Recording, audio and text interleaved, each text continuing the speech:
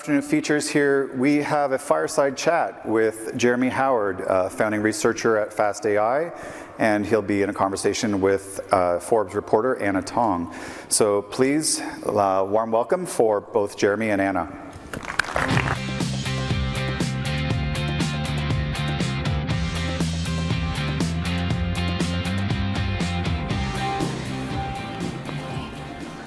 Here, should I do here? Perfect. Hi, everyone. Hi, Jeremy. I'm told by many people here that you need no introduction, but for the two people who don't know who you are here, Jeremy, you're the CEO of Fast AI, you're the CEO of Answer AI. You created the first large language model, and you were the first outside organization to pour resources into PyTorch. Am I missing anything here? That sounds good. Okay. Well, tell us what it was like back then. Well, it wasn't like this, you know. Okay. PyTorch was really the baby of two people, you know, Sumit and Adam. And it came from a longer line of software that was written in Lua, which is just called Torch. And at the time, Google, you know, was investing heavily in something called TensorFlow. Mm-hmm. And TensorFlow never felt very human-friendly to me. It seemed very focused on kind of enterprise that, yes. And making things harder for people and easier for computers, which felt wrong to me. So when I saw what Sumit and Adam had done with PyTorch, we spent hundreds and hundreds of hours working with it, and we were just like, this is so much more human-friendly. And so we just stopped everything else we were doing and we went all in on PyTorch. We were the first to do so. And at the time, people were just like, you're crazy. You know, everybody knows Google's going to win. And people were like, why would I come to your course when you're teaching some obscure, open source, random thing? Because it's better. You should learn this because it's going to win because it's better. And, you know, the first language model, first large language model, as you say, was the ULM fit that was written in PyTorch. And it wasn't written on some big enterprise thing. It was written in a little Jupyter notebook. And it smashed every state-of-the-art thing that was there. Same problem. Everybody told me, why are you working with language models? Like, nobody cares. You know, everybody knows that's not the future. And I said, well, they're wrong. You know, transfer learning is the future. This is what's going to work. This is what's going to change everything. And, you know, it's great because the people who were in those courses where we were teaching PyTorch and we were teaching language models, and they did indeed learn the future. Now a lot of them are running the major research labs, or the CEOs of the big hot startups. You know, it's no point following. You got to see where things are going, and you got to lead. You know. What was it like to create the first large language model, and how did that work? So, I'd been telling people for years that the natural place for deep learning, you know, the type of AI that we were teaching and researching, was in natural language. And that was extremely controversial. Everybody thought that was stupid. And I got sick of trying to convince people of it, so I thought I'd just do it. And it was literally, I decided to do it, and by the next day I had done it. And the very first thing I tried it against was basically the hardest academic benchmark, the IMDb benchmark, the longest documents, you know, the most tricky, that had been very heavily invested in. And my very first result was substantially better than anybody had ever done. And it was just like, holy crap. Because I'd studied philosophy back at university, and I'd studied this idea that goes back a long time of like, what if just being able to, you know, kind of symbolically, statistically, whatever, like, finish a sentence, well, you know, looks like the essence of intelligence. What if you know, can you tell the difference between real intelligence and that? And I thought, like, no, you can't tell the difference. So I've been thinking this for 30 years. And now I had like an algorithm that was doing it. But again, it still took a really long time, because Alec Radford at OpenAI saw that work, he told me, and he's like, oh, this is going to work great. And so he turned that into what became GPT. Again, you know, PyTorch, Jupyter Notebooks. But nobody understood the core of the essence was this transfer learning, fine-tuning idea. And it wasn't until ChatGPT came out that used that exact approach, the exact same three-stage approach, that everybody was like, oh, this is a good idea.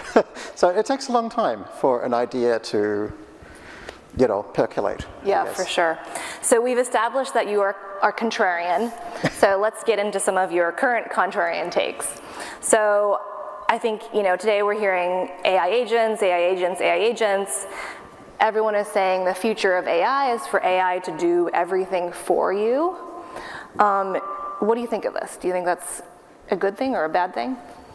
I don't think that's terribly likely to be true. Okay. But regardless, we can see that there's two possibilities. Either it is or it isn't. Right? The question is, what should you do about it? If it is true, right, and if AI takes over everything and does all the work, then it doesn't matter what you do. You're going to be obsolete, so whatever, right? On the other hand, I think it's reasonably, very likely that it won't be true, and people will be very much needed. Now, what should you do then personally? Well, if people are needed, then if you go headfirst into agents now, and you're going to stop learning. You won't be practicing your craft of coding, of building models, of analyzing data. You'll be outsourcing it all. So you're going to be in the group of people who just stultify. And I plan to be with a group of people who uses AI very carefully and thoughtfully to make me continue to improve in my craft. And so I'm using AI now to get better, for me to get better at my work, for me to learn more, for me to get more skills, for me to practice better. So for me, I would say for the humans in the audience, you should be focusing on how can AI help you improve as a craft person? How can it help you improve to develop your skills? If you outsource everything, I'm seeing this happening already, Anna. Like, people are forgetting how to do work. They're forgetting they can do work, and if the AI can't do it for them, they're just they're lost. And the thing is, I think it's bad for the psyche as well to be outsourcing everything to AI. It's creating thousands of lines of code. You can't understand it all. You can't keep on top of it all. And it's really stressful, because it's then it doesn't work, or later on you have to integrate it and you don't know how, and you just get this bigger and bigger pile of debt. Mm-hmm. And I've seen it weighing on people. I've seen people becoming just depressed that they're no longer competent and they are no longer in control. So to me, the agentic approach is the computer is in control. The human should have agency. You're not going to go after this and write up an article where you say, please, ChatGPT, write my article for me. You would be losing your craft as a writer. It's what's the point? So I think I would be very, very careful of spending too much time trying to get agents to do your work for you, because I think that you are on the path, regardless of what happens to AI, of making yourself obsolete and incapable. Well, do you think it makes people faster? Or, there's this argument that we're now able to write and ship so much more product now. I'm not sure. I think in the short term, maybe, but probably not. The people I know who have been diving deep into AI-powered coding, I have personally experienced they seem to be shipping less, but creating more code. Now, I think the problem is the AI code isn't very good. It isn't very well integrated. It doesn't create layers of abstraction that fit nicely together. When software engineering is going well, you should be getting faster and faster, and things should be getting easier and easier. With AI code, it's the opposite. So I see people using AI more, create more code, but ship less product. Now, sometimes maybe it's a little faster in the next 2 months, but you're not building your skills as well. You're not learning as much. You're not building as powerful a set of abstractions to craft better and better stuff on. So in a 6-month time frame, I would say almost certainly slower. In a 2-year time frame, I think companies that bet too much on AI outsourcing are risking destroying their company.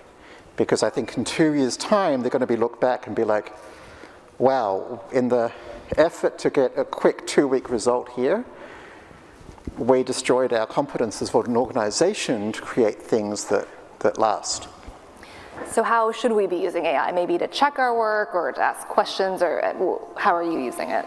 Yeah, so that's actually, Answer AI, which is kind of Fast AI's parent organization now, that's what we're dedicated our mission to do, is to figure out how can humans use AI to, where humans have agency and they are empowering themselves to sustainably do high quality work and to get the answers they want. So we've actually got a new course coming up where we try to teach people a way of working with AI where you do small pieces, highly iterative, a little piece, and you try to write it yourself, and you have an AI kind of in there with you, watching and kind of giving you tips, and you can ask, and when you ask, it's totally written in a way to say, don't solve the problem for them, just guide them. And we found in this, so we've created this shared environment called Solve It, which is actually based on principles from a 1945 math book by a guy called George Polya, How to Solve It. So these ideas have been around for decades of there are principles about how to do high quality work. And so we've tried to create an environment and a way of thinking where the AI is in there with you, interacting with you and the environment that you're in. The similar idea is also my co-founder Eric Ries created the Lean Startup book and movement. And the whole approach of the minimum viable product, of short iteration cycles, it's all the same thing. So he's writing his new book with the help of Solve It. Solve It's written none of the words, right? But it's in there with him in the book as he's writing it, helping him fact check, helping check transitions, and the more he writes with it, the more it knows what he's trying to do, what kind of help he needs. So again, he's becoming better and better as a writer because he's practicing his craft. He's getting the feedback and he's doing the work, and he's the agent. Yep. And same for me. I feel like as a developer, I'm a much better developer than I was 2 years ago because I'm all about using AI to help me get better. I want to outrun the AI. If in 3 years' time, AI is a lot better than it is now, but it's still not making all of us obsolete, then which people are going to be valued? It's going to be the super great people, right? So if you're somebody, again, who's let AI do all the work, you've basically become incompetent, you're no longer your own agent, you're not going to be one of the people that still matters. So, as AI gets better, it's more and more important that your skills are growing faster than the AI skills. I gotcha. So you've been a major open source advocate in the past. Do you still feel this way with frontier level AI models? Should they be open sourced?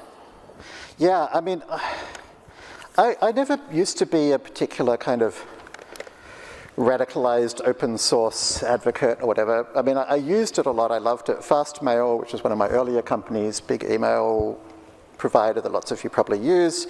We were one of the very first to use Linux. We were using Linux at a larger scale than anybody in the world at that time, back in the late 90s.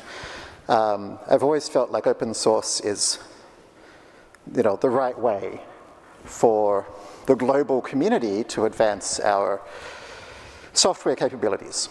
But now I think it's much more important.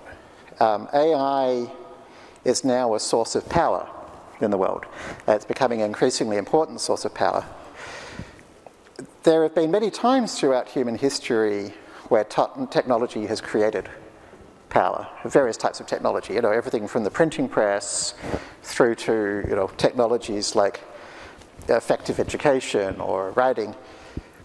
At every point there's been a major new source of power. A group of people says, that's too dangerous for most people to have, because some people will misuse it. So only the rich and powerful should have it. And we're seeing it again now with AI. The problem is that actually the rich and powerful are not the people that could be most trusted with that power. So if we let AI just be in the hands of rich and powerful people, the best AI, it could literally tear apart democracy at its foundations. So I feel like we're actually at a point now where we have to reinvest in Enlightenment principles. Enlightenment principles is basically this idea of saying, okay, there are bad people in the world, but we believe that humans overall are good, they are a force for good, and that when there's a new power in the world, distributing it is the safe thing to do. Centralizing it is the unsafe thing to do. So open source is the way we ensure it remains distributed. You know, PyTorch is what everything is built on today. You know, none of this would exist if this open source didn't exist, you know, and so I think we all have to recommit to this principle that, okay, some people will use this technology to do bad, but most people will use it to do good. And as a result, by using this technology to help defend against the bad guys, will be much more powerful than locking it away so that only the rich and powerful can use it. I mean, I think AI is different though because it requires vast amounts of compute in order to train frontier level models these days. So what should we do to, you know, ensure that we still have democratic access to AI and that, you know, small labs can still make great models? Yeah, and again, you know, we've faced all this before as a global community, and countries that have looked at things that require huge capital investments like giant coal-fired power plants, you know, fiber optic lines down every street for telecommunications and so forth. We've figured out ways to do it. We've said, like, okay, the government needs to play a role in ensuring that everybody has some level of access. Private institutes, you know, have a role in taking advantage of markets and capitalism, you know, in that as well. And like, we need to find a way again of not ending up with, you know, 10 different groups all spending $1 trillion. You know, the government needs to do some pieces of it. The government needs to ensure that there's some level of access, but there also seems to be some level of competition. I don't think any of this is new, right? Like you know, the early days of electricity, some countries like China only gave electricity to the elite. And some countries like America said, we're going to put it down every road in New York and make sure everybody has access to it. And again, I think in the end we found that trying to make sure that everybody has access to these technologies is the way that actually benefits us all better. Do you think it's too late? I mean, we are already in a state where just a few companies have all the access to compute. You know, I mean, it's funny to say this given the kind of geopolitical history, but at the moment, China's the country that's saving us from that. So the best open source models today are all Chinese.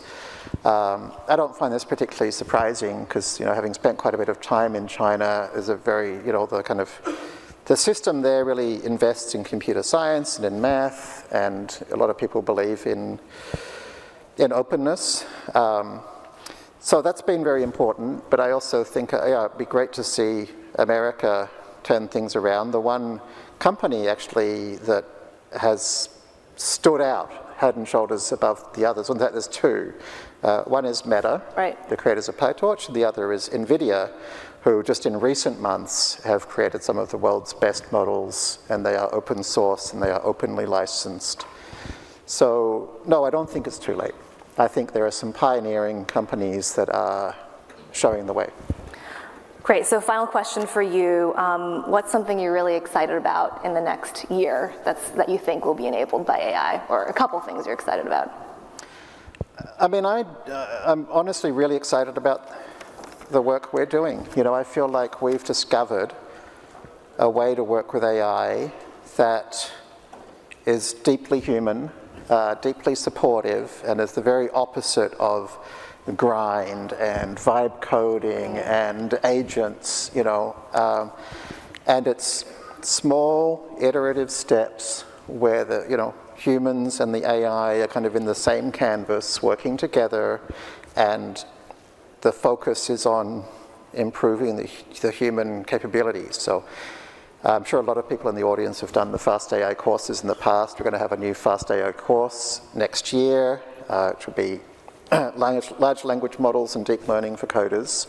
And it'll be really like harnessing this idea of like getting everybody in this environment to learn the foundations. You know, we're going to do a similar thing for kind of the foundations of the internet and web programming. We'll do a similar thing for building startups. I'm really excited about this.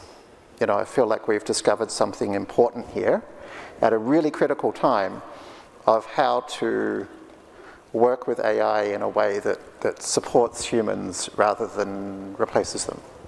Well, thank you very much for your time, Jeremy. Thank you, Anna.